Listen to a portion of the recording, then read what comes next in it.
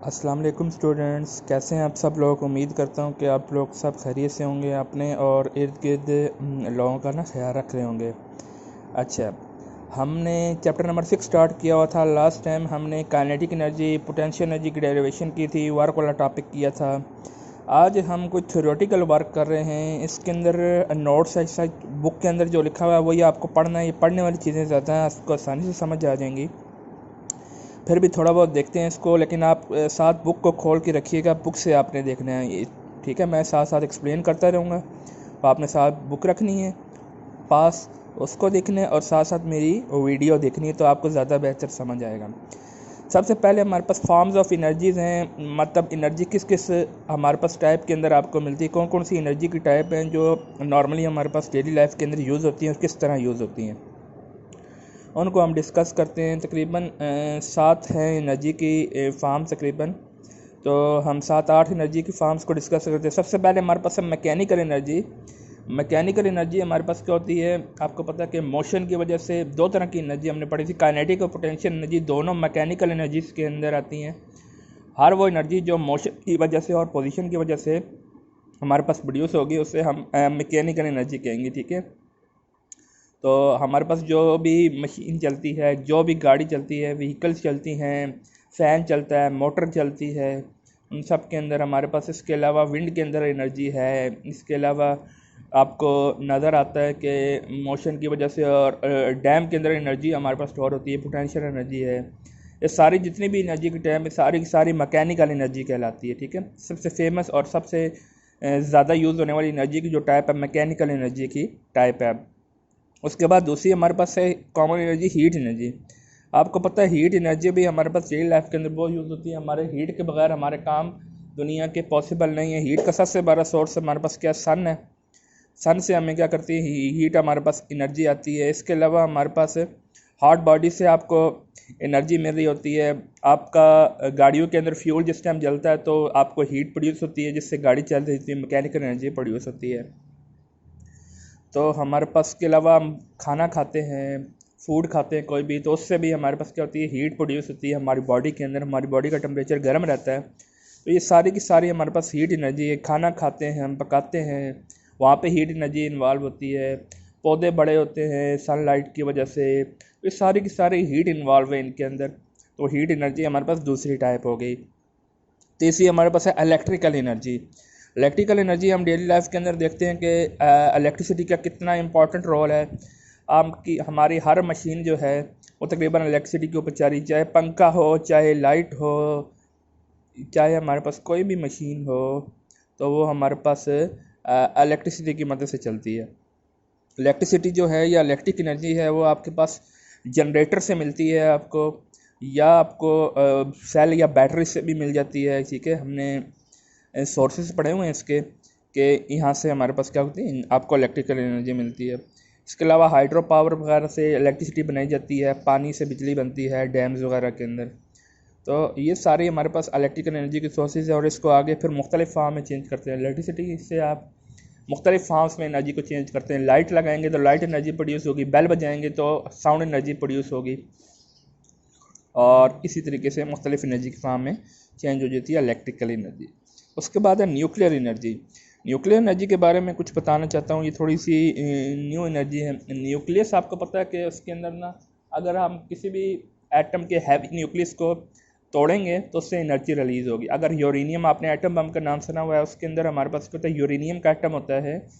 Uranium में बहुत सारे न्यूक्लियस होते हैं, उनको जब से हम तोड़ा जाता है वो टूटते हैं, तो ब्रेक डाउन होने से उससे एनर्जी रिलीज़ होती है। इस रिएक्शन को न्यूक्लियर फ्यूजन रिएक्शन कहते हैं। इस तरह फ्यूजन रिएक्शन भी होता है जिसके अंदर दो लाइट न्यूक्लियस को ना जोड़ा जाता है। तो या हमारे पास न्यूक्लियस टूटे या जुड़े तो उस प्रोसेस में बहुत सारी एनर्जी रिलीज़ होती है, तो उसे हम न्यूक्लियर एनर्जी कहते हैं। न्यूक्लियर एनर्जी से हमारे पास इलेक्ट्रिसिटी बनाई जाती है, ठीक है। न्यूक्लियर पावर प्लांट होते हैं जिससे हमारे पास इलेक्ट्रिसिटी बनती है, ठीक है। तो ये भी हमारे पास एनर्जी की टाइप होगी। उसके बाद हमारे पास क्या होती है, साउंड एनर्जी। साउंड आपको पता है कि डेली लाइफ के अंदर साउंड एनर्जी का भी हमारे पास इस्तेमाल है। आप देखते हैं, आपको जिससे हम एरोप्लेन छत के ऊपर से गुजरता है, ठीक है, तो हमारे पास खिड़कियों के शीशे अक्सर बजना शुरू हो जाते हैं, तो साउंड एनर्जी प्रोड्यूस होती है जो कि हमारे पास क्या करती है, ये हमारे पास काम करती है। साउंड एनर्जी आगे ट्रैवल करती है। इसके अलावा शोर वगैरह के अंदर नॉइज़ पोल्यूशन प्रोड्यूस होती है साउंड एनर्जी से। बेल बजती है हमारे पास, अलार्म बजता है, सब के सब उसके अंदर साउंड एनर्जी। साउंड कैसे प्रोड्यूस होती है? वाइब्रेशन से प्रोड्यूस होती है। हमारे कानों के अंदर जो डायफ्राम है वो हमारे पास वाइब्रेट करता है, हवा जब उसके अंदर इंटर होती है तो उससे भी हमारे पास साउंड प्रोड्यूस होती है। तो साउंड के हमारे पास क्या करते हैं, डेली लाइफ के अंदर साउंड का बहुत इंपॉर्टेंट रोल है। साउंड एनर्जी होगी तो हम एक दूसरे की आवाज़ सुन पाएंगे। मेरी आवाज़ अगर आप तक पहुंच रही है तो साउंड एनर्जी है, तो ये आवाज़ प्रोड्यूस हुई और फिर आगे कम्युनिकेशन के ज़रिए ये आप तक पहुंच रही है। ठीक है। और उसके बाद है लाइट एनर्जी। लाइट एनर्जी हमारे पास, आपको पता है कि हमारे घरों के अंदर लाइट हम बल्ब वगैरह से या से लेते हैं, लेकिन लाइट का सबसे बड़ा सोर्स हमारे पास ऑब्वियसली सन है। प्लांट्स के अंदर जितनी भी एनर्जी प्रोड्यूस होती है वो सनलाइट की मदद से होती है। सनलाइट नहीं होगी तो कोई भी एनर्जी प्रोड्यूस नहीं हो सकती। ठीक है। तो हमारे पास लाइट एनर्जी भी इम्पोर्टेंट रोल प्ले करती है, चाहे हमने घरों को रोशन करना हो या हमने पौधों के ज़रिए एनर्जी हासिल करनी हो, तो लाइट एनर्जी इंपॉर्टेंट हो जाती है। सही है। उसके बाद हमारे पास केमिकल एनर्जी, ये बहुत इंपॉर्टेंट टाइप है एनर्जी की। केमिकल एनर्जी के अंदर हमारे पास होता क्या है कि केमिकली आपको पता है कि जितने भी प्रोसेस इंसानी बॉडी के अंदर होते हैं केमिकल रिएक्शंस के थ्रू होते हैं। हम खाना खाते हैं तो मेटाबॉलिज्म के ज़रिए मुख्तलिफ केमिकल रिएक्शंस होते हैं जिसके ज़रिए से हमें एनर्जी मिलती है। अगर आप फ्यूल देखें, जो गाड़ियों के अंदर फ्यूल जलता है वो भी हमारे पास क्या करता है, ऑक्सीजन की मौजूदगी में बर्न होता है, केमिकल रिएक्शन होता है तो एनर्जी मिलती है। ठीक है। तो हमारे पास डेली लाइफ के अंदर हम मुख्तलिफ़ चीज़ें देखें तो हमारे पास क्या होता है कि आपको एनर्जी कैसे मिल रही होती है, केमिकल एनर्जी होती है जो मुख्तलिफ़ केमिकल रिएक्शंस के थ्रू हमारे पास चेंज होकर मुख्तलिफ़ फार्म में चेंज हो जाती है। आपकी बैटरीज और सेल्स जो हैं घरों के अंदर अक्सर और घड़ियों वगैरह के अंदर, वहाँ पे भी केमिकल होते हैं। सेल के अंदर छोटा सा सेल होता है, ड्राई सेल, उसके अंदर केमिकल भरा होता है। वो केमिकल एनर्जी हमारे पास चेंज हो जाती है इलेक्ट्रिकल एनर्जी में। फूड से मैंने आपको बताया और मुख्तलिफ रिएक्शन से एनर्जी हमें जो मिलती है वो केमिकल एनर्जी होती है।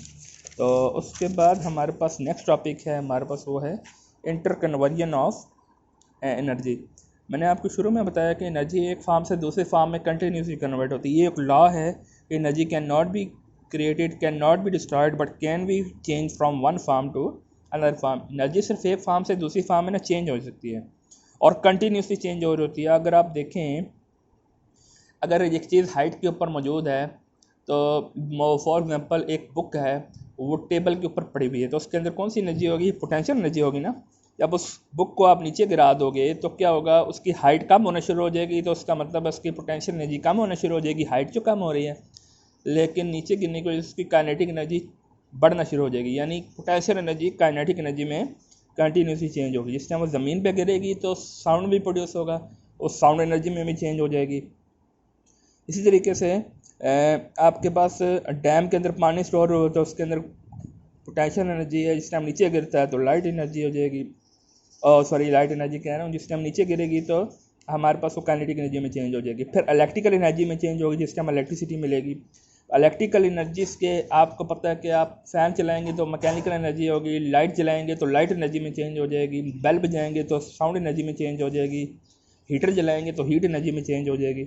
तो एनर्जीज एक फार्म से दूसरी फार्म में कंटिन्यूसली चेंज होती हुई आपको मिलेगी। नेचुरल प्रोसेस की तरफ आए, आपको पता है कि सूरज की रोशनी से हमारे पास क्या होता है, लैक्स और रिवर्स और ओशंस के अंदर जो पानी है वो थर्मल एनर्जी, सन की थर्मल एनर्जी की वजह से वो हमारे पास किस में चेंज हो जाता है, वेपर्स में चेंज हो जाता है, वेपरेट हो जाता है। वेपरेट होकर जिससे हम ऊपर जाता है क्लाउड्स बनते हैं, क्लाउड्स से हमारे पास कंडेंसेशन होती है, ठंडक से वो हमारे पास बारिश, क्लाउड्स फिर आगे बारिश में चेंज हो जाते हैं। बारिश हमारे पास क्या करती है, हाइट से पोटेंशियल एनर्जी है उसके अंदर, इसलिए वो नीचे गिरेगी बारिश तो वो काइनेटिक एनर्जी में चेंज हो जाएगी।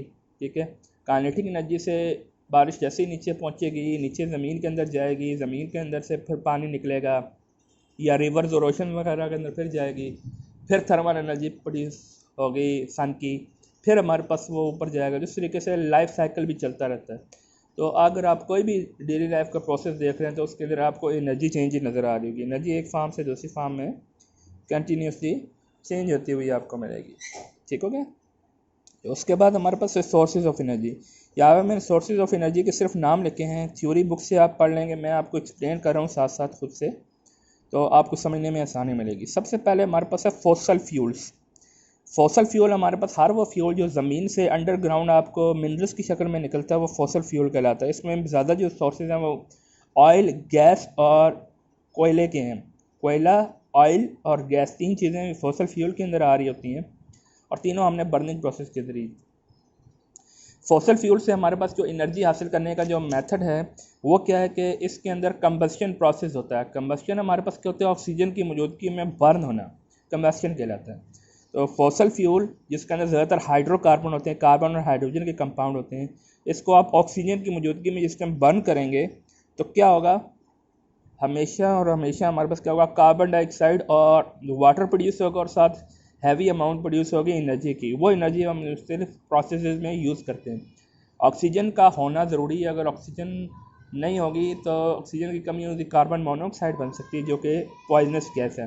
इसलिए ऑक्सीजन की सप्लाई हमारे पास ज़्यादा होती है। हमारे घरों के अंदर हमारे पास जिस नेचुरल गैस है वो चूल्हों के अंदर जलती है तो क्या होता है, ऑक्सीजन उसको मिलती है तो बर्निंग प्रोसेस होता है और हमें हीट मिलती है।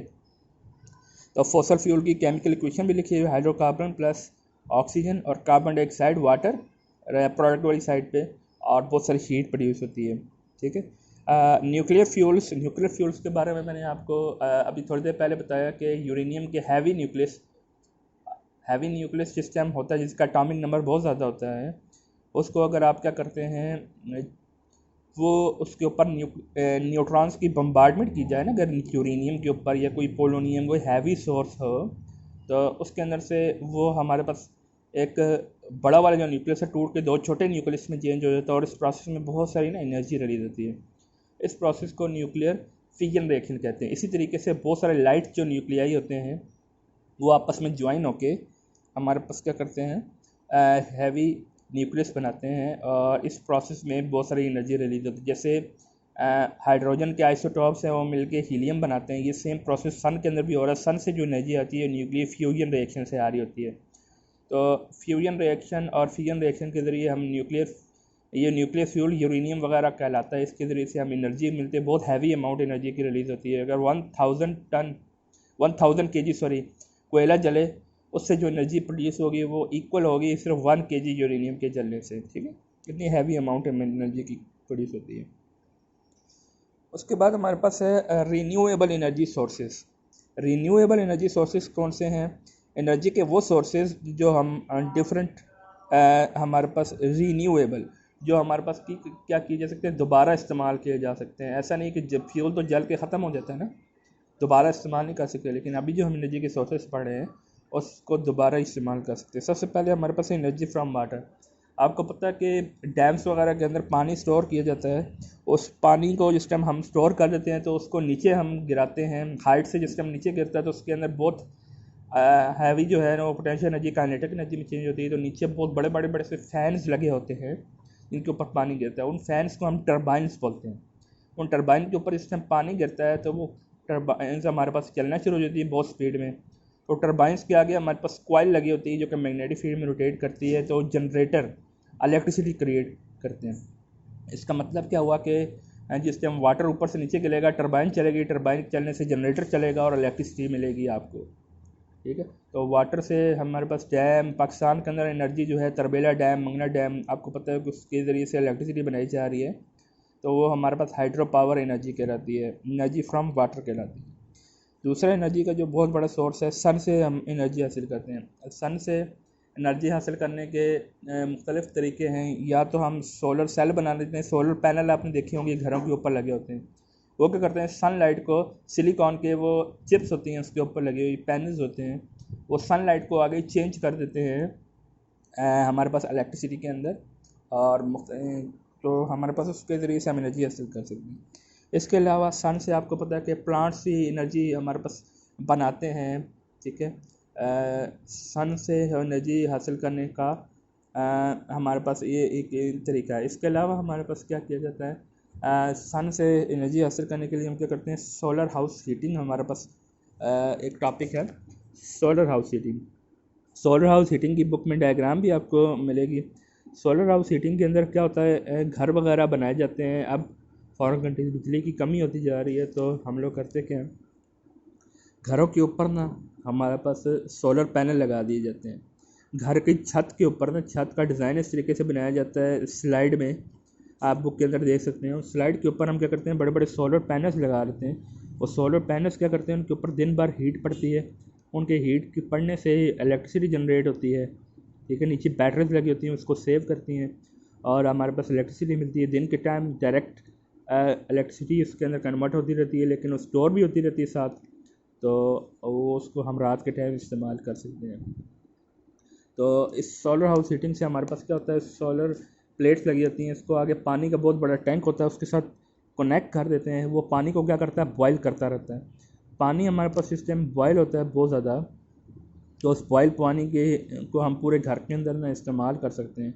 बॉयल पानी को भी इस्तेमाल किया जा सकता है डायरेक्ट, और उसको स्टीम में चेंज करके उससे इलेक्ट्रिसिटी भी बनाई जा सकती है बड़े लेवल के ऊपर जाके। सोलर सेल्स जो हैं वो मैंने आपको बताया, सोलर पैनल्स हैं, बड़े बड़े सोलर पैनल्स घरों के ऊपर भी लगाए जाते हैं। जितने भी आर्टिफिशियल सैटेलाइट्स हैं उनको सोलर सेल्स की मदद से ऑपरेट किया जा रहा होता है। इसके अलावा हमारे पास आजकल तो गाड़ियाँ ऐसी आ रही हैं, गाड़ियों के ऊपर हमारे पास क्या कहते हैं, सोलर पैनल लगे होते हैं, ठीक है। स्ट्रीट लाइट्स के ऊपर सोलर पैनल लगे होते हैं, पार्क्स के अंदर सोलर पैनल लगे होते हैं, जो कि क्या करते हैं, हमारे पास इलेक्ट्रिसिटी को कन्वर्ट करते हैं। पाकिस्तान के अंदर बहुत ज़्यादा गर्मी पड़ती है, तो सोलर पैनल्स बहुत एफिशिएंट तरीका है इलेक्ट्रिसिटी हासिल करने का। इसके अलावा हमारे पास विंड एनर्जी है। विंड से हम एनर्जी कैसे हासिल करते हैं, बड़े बड़े जहाँ पे साहिली इलाके, समंदर के करीब जो इलाके होते हैं, वहाँ पे हमारे पास हवा हर टाइम चलती रहती है, तो उसका हम यूटिलाइज़ करते हैं कि बड़ी बड़ी विंड मिल्स लगाई जाती हैं। विंड मिल्स क्या करती हैं, तेज़ी से चलती हैं हवा की वजह से, उनके चलने से टरबाइंस चलती हैं, और टरबाइन के चलने से फिर जनरेटर्स चलते हैं और इलेक्ट्रिसिटी मिलती है। ये ऐसे एरियाज़ के अंदर होता है जहाँ पे हवा हर टाइम चलती रहे।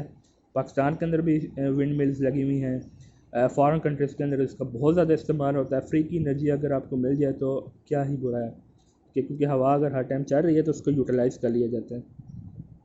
उसके बाद हमारे पास है जियो थर्मल एनर्जी।